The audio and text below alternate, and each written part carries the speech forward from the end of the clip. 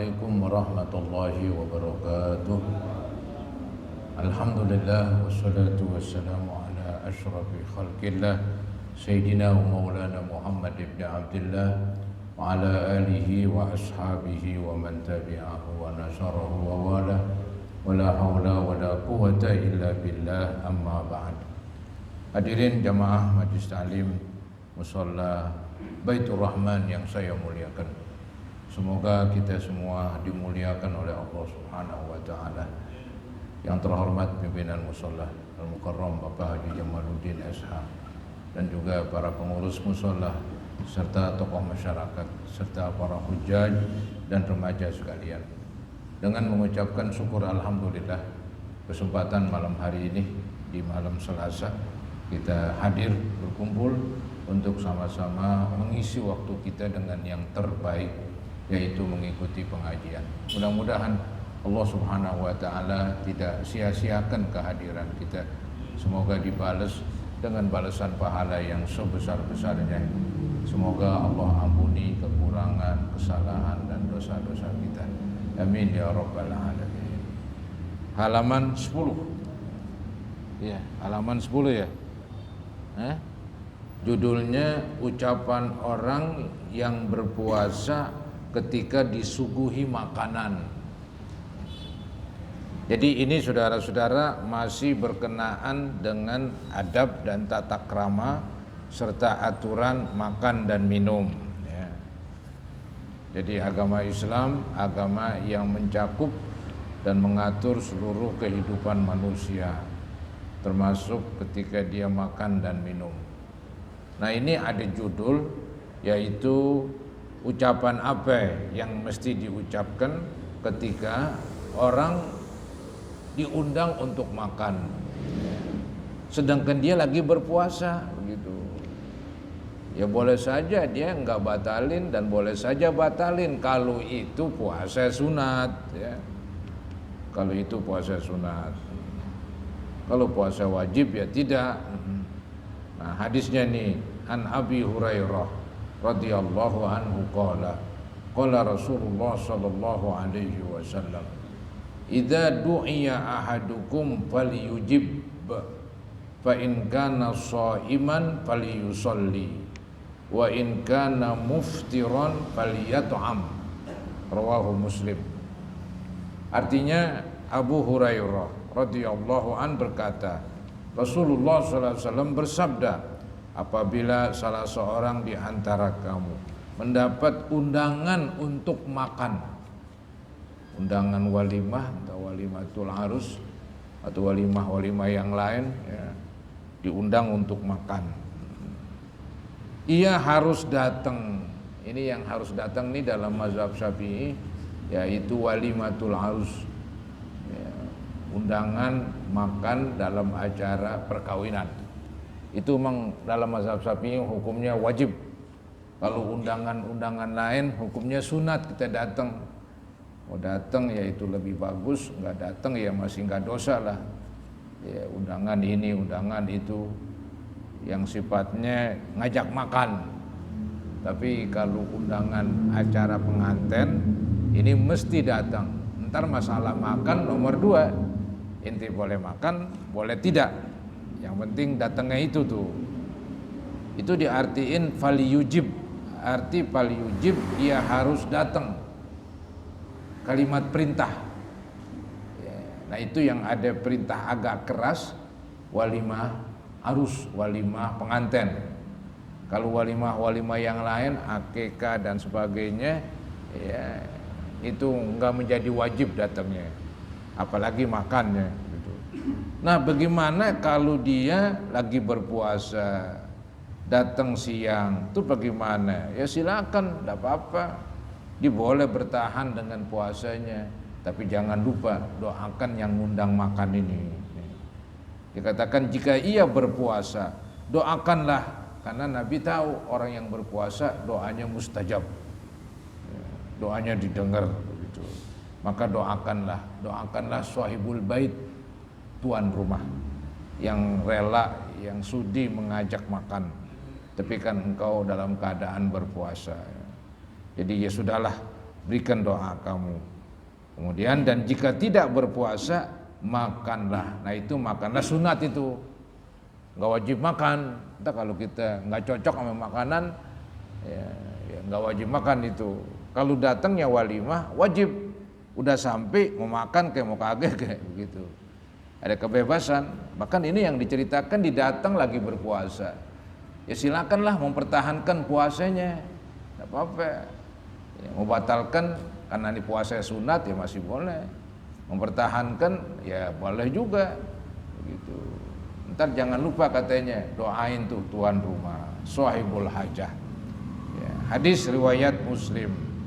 Pelajaran hadis anjuran untuk memakan hidangan yang telah disediakan pada acara walimah.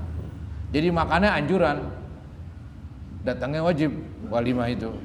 Nih anjuran untuk memakan hidangan yang telah disediakan pada acara walimah pernikahan atau yang lain. Ya yang lain lagi apalagi datangnya aja nggak wajib, apalagi makannya.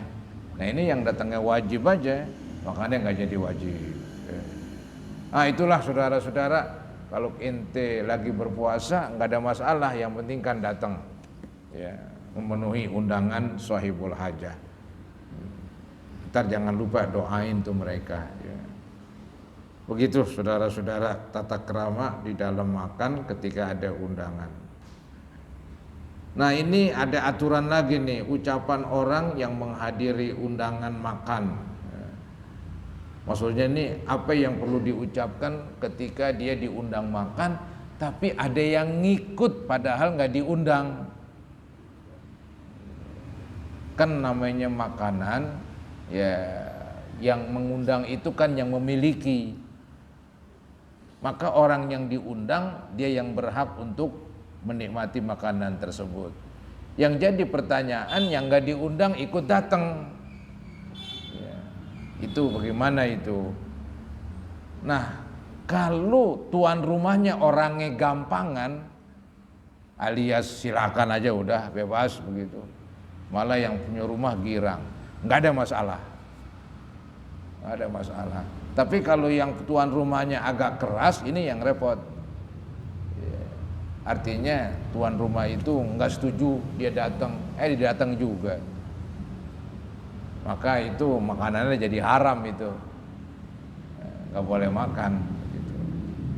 Coba ya kita lihat ucapan orang yang menghadiri undangan makan.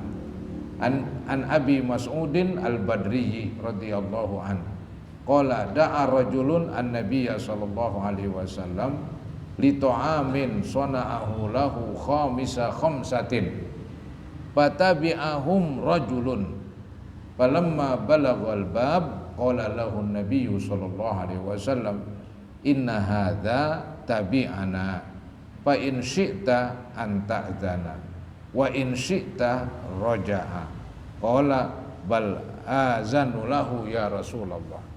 Hadis muttafaqun alaih. Artinya Abu Mas'ud Al-Badri radhiyallahu an berkata, seseorang mengundang Nabi SAW untuk menikmati makanan yang dibuatnya cukup untuk 5 orang. Ini repot juga ini. Jadi tuan rumah bikin makan untuk 5 orang, maka Nabi diundanglah yang kelima begitu. Cuma nih ada atuk nih jadi 6, dia nggak diundang datang aja. Itu ceritanya begitu. Nih seseorang mengundang Nabi SAW untuk menikmati makanan yang dibuatnya cukup untuk 5 orang, namun ada seseorang menyertai mereka nggak diundang. Emang sih secara adabnya jangan datang, Abdul jangan datang. Bagaimana? Ini kan nanti masalah makan, ntar makan jadi darah kita, jadi daging kita. Ya, itu nggak diundang ya kemungkinan dia nggak suka sama kita, kemungkinan dikelupaan. Ya udah ambil kemungkinan yang jelek, ya, maka jangan datang. Oh nggak diundang datang makan, kita jadi haram tuh makanan. Begitu. Seseorang mengundang Nabi SAW untuk menikmati makanan yang dibuatnya cukup untuk 5 orang. Namun ada seseorang menyertai mereka. Ketika sampai di pintu, Nabi SAW berkata kepada Abu Mas'ud, pemilik rumah itu, tuan rumah. Apa kata Nabi? Orang ini menyertai kami. Ada, wahai sahabat Abu Mas'ud, nih ada orang ikut kami nih. Ya, kalau kamu izinin, ya udah masuk bersama kita. Kalau nggak diizinin, ya dia bakalan pulang begitu. Nah ini dibilang jika kamu mengizinkan, ia masuk, dan jika tidak, ia kembali. Nah, apa jawaban tuan rumah, sahabat Abu Mas'ud? Ia menjawab, aku mengizinkannya ya Rasulullah. Diizinin ya udah masuk. Jadi makanan yang berlima ada tambahan 1 nggak ada masalah. Kan ada hadis mengatakan makanan berdua cukup untuk 3, makanan bertiga cukup untuk 4, makanan 4 cukup untuk 5, dan seterusnya. Artinya tuh semuanya nimbrung, semuanya ikut makan walaupun sarang berapa suap. Begitu Nabi punya mau, ya. Jadi nggak ada yang dikecewakan, semuanya makan. Maka orang ini pun juga demikian, dia dibolehkan, dikatakan ya, dikatakan dia menjawab, aku mengizinkannya ya Rasulullah. Udah ikut makan. Kalau dibilang, wahai Rasul, saya nggak izinin, ya pulang. Nabi suruh pulang. Baik, pelajaran hadis. Dijelaskan bahwa Nabi SAW meminta izin kepada orang yang mengundang beliau. Nabi minta izin kepada yang ngundang, sebab beliau tidak tahu apakah orang yang mengundang itu bersedia menerima orang yang bersama beliau atau tidak. Kenapa Nabi minta izin kepada tuan rumah? Jawabannya karena Nabi nggak tahu apakah tuan rumah setuju kalau didatang masuk makan atau nggak setuju begitu. Kalau Nabi dari pertama tahu, Nabi nggak bakalan minta izin begitu. Maka ada istilah dalam agama ulima ridho'uhu. Artinya seseorang yang diketahui keredoannya, barangnya diambil tanpa sepengetahuannya, hukumnya halal. Misalnya ada seorang teman, ya, dia kehabisan rokok atau bagaimana, ada rokok geletak, yang punya nggak ada, ini lagi pergi atau kemana, dan dia tahu tuh temennya yang punya, gua ambil nggak apa-apa, gua isep. Dia orangnya gampangan, maka itu nggak perlu ditanya, ini boleh apa enggak nih, nggak perlu ditanya, karena dia udah diketahui orangnya gampangan, ya, orangnya gampangan, artinya orangnya mudah aja menerima begitu. Yang repot orangnya susahan, ya. Maka kalau orangnya yang susahan minta dulu dinyatakan. Kalau orangnya yang gampangan masuk aja, gak ada masalah, ya. Baik, pelajaran hadis dijelaskan bahwa Nabi SAW meminta izin kepada orang yang mengundang beliau, sebab beliau tidak tahu apakah orang yang mengundang itu bersedia menerima orang yang bersama beliau atau tidak. Nabi nggak tahu itu. Seandainya beliau mengetahui bahwa orang yang mengundang tersebut menerimanya, maka tidak perlu meminta izin. Hadis ini menjelaskan hal tersebut. Jadi hadis ini karena Nabi nggak tahu tuh nih sahabat apakah istilahnya boleh aja orang ngikut atau tidak. Maka Nabi tanya. Kalau Nabi nggak tahu atau Nabi udah tahu emang lagunya begitu. Jadi ada orang ngikut nggak diajak, ya udahnya makan aja. Karena Nabi udah tahu bahwa hatinya orang tersebut lunak dan mudah begitu. Kemudian di halaman 12 judulnya makanan-makanan yang dekat dan mengingatkan cara makan yang benar. Makanan yang dekat. Ini kalau makan bersama, milik bersama dalam acara-acara misalnya, itu kan milik bersama, udah disediain misalnya 4 orang, 1 nampan. Itu memang hak berempat itu. Ya. Nah cuman kalau dia berhak berempat makan, jangan ada salah satu itu tangannya panjang ngambil yang jauhan. Ya, ini nggak bagus ini. Ya, jadi makruh malah. Kudunya diizinin. Itu kalau sama, kalau beda nggak apa-apa. Di depannya ada anggur, dia nggak cocok sama anggur. Di sono yang jauhan ada jeruk, diambil yang jauhan nggak apa-apa. Karena di sini anggur, di situ jeruk, ini kan beda.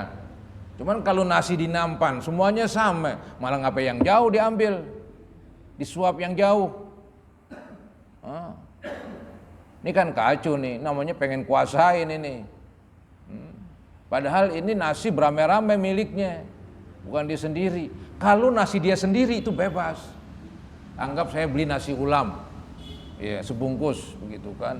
Saya makan yang sebelah sonoan, begitu kan. Nggak ngomong apa nasi gua sendirian. Gua makan ujungnya, gua makan buntutnya kayak. Ya. Ini punya beramai-ramai nih, lu jangan, aduh pengen nguasain aja. Nggak bisa cara begitu. Ya, itu yang nggak boleh, nggak etis itu. Punya beramai-ramai, pokoknya tuh kalau acara makan bersama punya beramai-ramai. Ya. Bukan punya sendiri bebas. Kita lihat ya, makan makanan yang dekat dan mengingatkan cara makan yang benar. Hadisnya an Umar bin Abi Salamah radhiyallahu anhu qala kuntu ghulaman fi hijri Rasulillah sallallahu alaihi wasallam wa kanat yadi tatishu bis sahfah. Faqala li Rasulullah sallallahu alaihi wasallam, ya gulam samillaha wa kul bi yaminik wa kul mimma yali. Ya, muttafaqun alaih. Hadis ini dari salah seorang namanya Umar bin Abu Salamah, bukan Umar bin Khattab ini. Ini Umar bin Abu Salamah masih kecil karena Nabi menikah dengan ibunya Ummi Salamah. Ya, jadi ini Umar bin Abu Salamah, bapaknya Abu Salamah bukan Nabi Muhammad. Jadi Nabi kepada dia anak apa namanya ya? Anak tiri ya. Anak tiri. Nabi menikah dengan ibunya. Ya, ibunya udah punya anak dari suami yang dulu. Nah, itu anak tiri.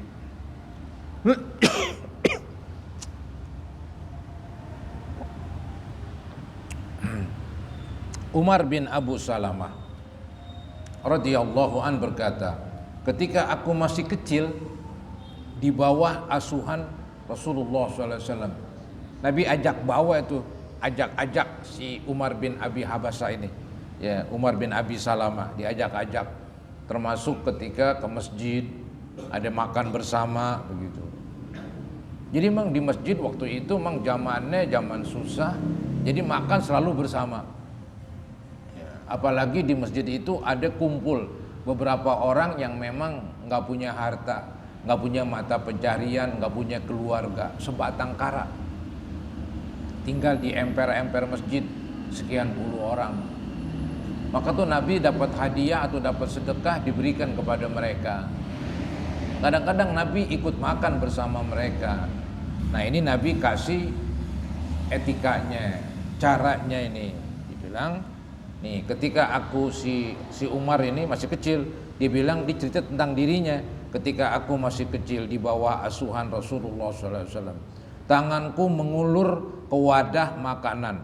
Ini maksudnya mengulur nih tatisu bahasa hadisnya, ngacak-ngacak sono kemari, tangannya ntar makan belah mari, makan sebelah sini, makan sebelah situ, namanya anak-anak ya. Jadi dibilang tanganku mengulur ke wadah, bukan begitu sih maksudnya. Tangannya ini muter-muter, kalau bahasa Betawinya diubek-ubek begitu. Nah, jadi tanganku liar ke sana kemari, begitu. Ya, ke wadah makanan. Nabi lihat, Nabi omelin, Nabi nasihatin. Melihat itu Rasulullah SAW bersabda kepadaku, hai anak kecil, bacalah basmalah. Tadi nggak baca bismillah. Yang pernah kita katakan, memakan baca bismillah. Kalau kelupaan, ingat-ingat di tengah-tengah, baca juga, redaksinya beda. Bismillahi awwalahu wa akhirahu, gitu. Dengan nama Allah saya makan dari awal sampai akhir. Walaupun bismillahnya bukan dari awal sih, cuman kita mau menang sendiri, nggak mau kalah sama setan, gitu ya. Jadi dibilang tanganku mengulur ke wadah makanan. Melihat itu Rasulullah SAW bersabda kepadaku, hai anak kecil, bacalah basmalah, makanlah dengan tangan kanan. Itu yang kedua, tangan kanan, sunatnya begitu. Nah yang ketiga yang kita bicarakan, dan makanlah makanan yang dekat, karena makan punya beramai-ramai. Kecuali yang dekat beda-beda. Tadi saya bilang tuh nggak apa-apa tuh makan beramai-ramai. Ada buahan beda-beda. Tapi kan kalau nasi sama semuanya. Apa dia pengen makan ngambil yang gedean tuh ada dagingnya kali. Ya kalau daging satu di tengah-tengah beramai-ramai. Daging masing-masing udah dipecah-pecah itu. Ya udah ambil bagiannya, syukurlah. Nggak enak dong ngambil bagian orang. Wah nih orang nu gedean nih, gua kecilan, gua tukar aja dah. Diem-diem begitu.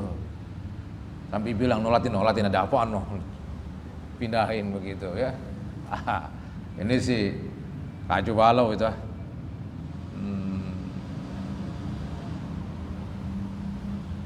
Jadi demikian. Pelajaran hadis. 1. Tawaduknya Nabi SAW. Nabi tawaduk dalam arti dia mau makan sama anak-anak juga. Beliau enggak gengsi begitu. Mau makan bersama dengan anak-anak. Tawaduknya Nabi SAW dan keluhuran, kemuliaan budi beliau. Yang mau makan bersama anak tiri beliau dalam satu wadah. Padahal makan bersama anak kecil terkadang mendatangkan perasaan jijik.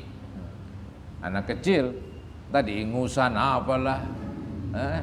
Makan sama kita, ampun, tuh ingusan dah melar, ini bagaimana ini? Ya udahlah, tuh Nabi Muhammad orangnya bukan main, ya, dia merendah diri sama siapapun Nabi itu dah. Kalau kita bilang sonoan lo yang kecil, ya, anak kecil seluruh anak kecil kan begitu. Ini kagak nih Nabi Muhammad menyertakan anak kualonnya. Kalau sekarang kan ada tuh acara makan misalnya, anak kecil suruh anak kecil, ya itu keren itu, nggak apa-apa lah, diatur. Baik, usaha Nabi SAW mendidik Umar bin Abu Salamah. Nabi tadi berusaha banget mendidik tuh anak tirinya yang namanya Umar bin Abu Salamah tentang adab makan dalam Islam. Dibilang makanlah dengan tangan kanan, jangan lupa baca bismillah. Kalau makan beramai-ramai, makanannya sama, tangannya jangan muter-muter, ngubek-ngubek begitu. Makan yang dekat, makan yang di depannya, ya. Baik, di nomor 2, wa an Salamah bin Aqwa radhiyallahu anhu anna rajulan akala inda Rasulillah sallallahu alaihi wasallam bisimalihi faqala qul biyaminika qala la astati'u qala lastata'ta ma mana'ahu illa al-kibru fama rafa'aha ila fihi.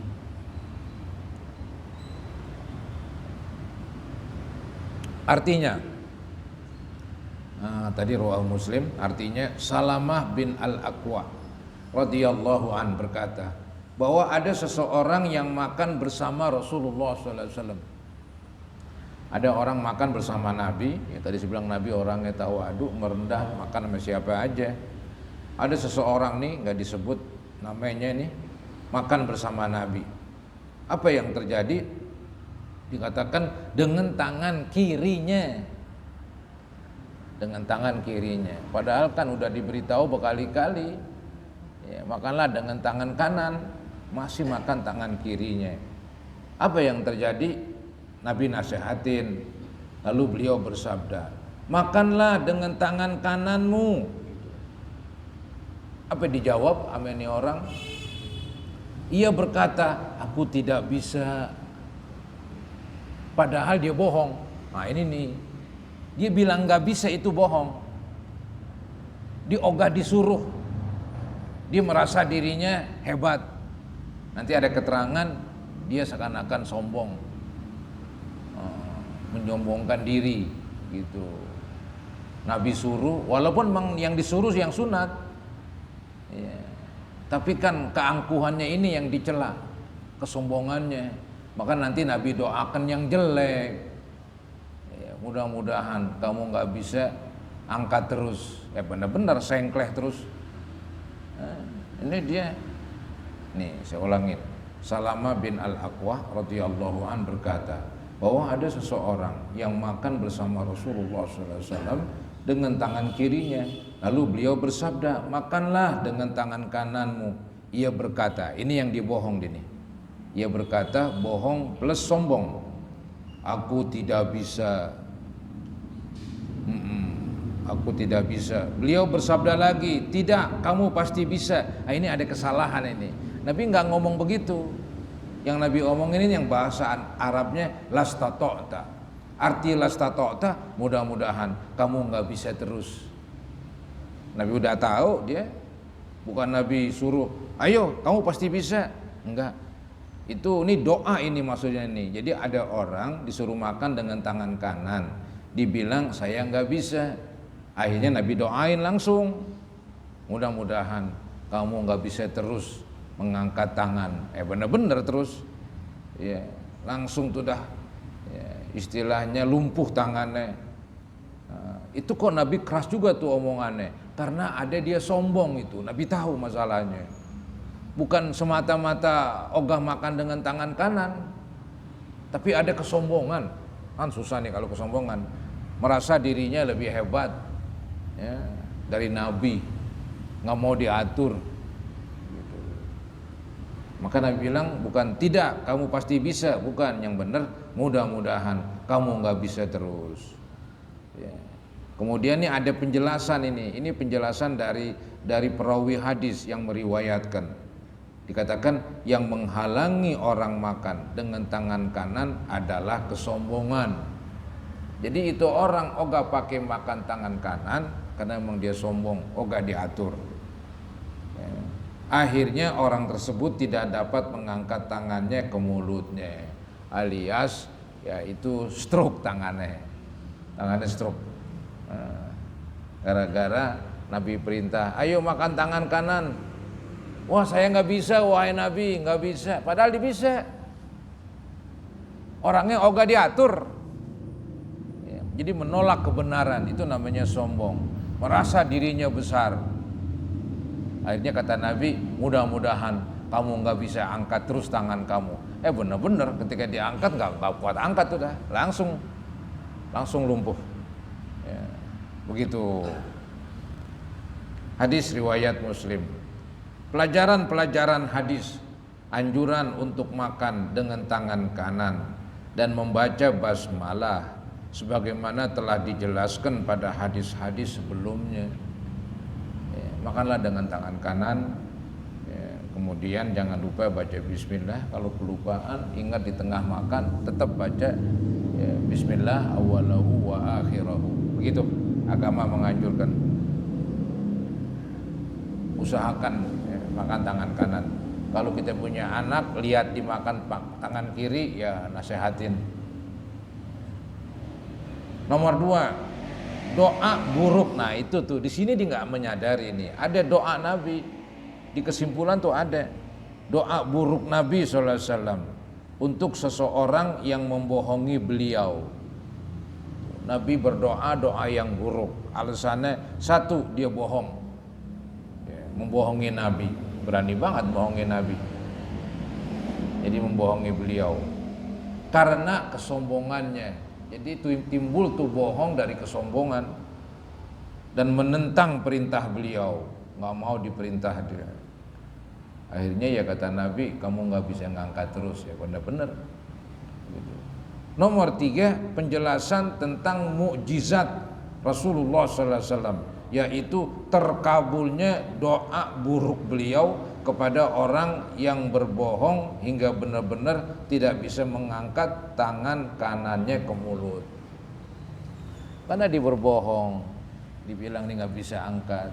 Berbohong itu akibat kesombongan, nggak mau diatur, nggak mau dengar perintah Nabi. Dia kan seorang Nabi, patuhin dong, kan begitu. Akhirnya Nabi berdoa yang buruk dan doa Nabi dikabulkan. Jadi orang itu dalam keadaan dia nggak bisa sudah mengangkat tangannya alias lumpuh. Satu lagi, saudara, judulnya yaitu larangan memakan 2 butir korma sekaligus. Ya kayak tadi juga tuh, tadi makan yang jauh-jauh, padahal makanannya milik bersama, kan nggak layak begitu. Sekarang ini ada makanan yang bisa dicomot 2-2 atau 3-3 seperti korma. Korma milik bersama, nyomotnya 2 butir. Ya, itu kan kayaknya, aduh, ya kayak serakah begitu. Itu tidak boleh dalam agama, kecuali izin dulu. Hei para hadirin, saya mau makan sekaligus 2-2 ya. Oh silakan ya udah. Oh jangan ya jangan. Nah, begitu. Coba kita lihat. An Jabalah ibni Suhaim qala asobana amusanatin ma ibni Zubair paruzikna tamron wa kana Abdullah bin Umar radhiyallahu anhuma yamurru bina wa nahnu na'kulu fayaqulu la tuqarinu fa innan nabiyya sallallahu alaihi wasallam naha anil qiran thumma yaqulu illa ayyasta'zina ar-rajulu akhahu. Hadis muttafaqun alaih. Artinya Jabalah bin Suhaim berkata, kami pernah ditimpa muslim paceklik, apalagi muslim paceklik, korma sedikit, ini makannya sekali 2, aduh, nggak layak begitu. Kami pernah ditimpa musim paceklik selama setahun bersama Ibnu Zubair. Kemudian kami diberi korma.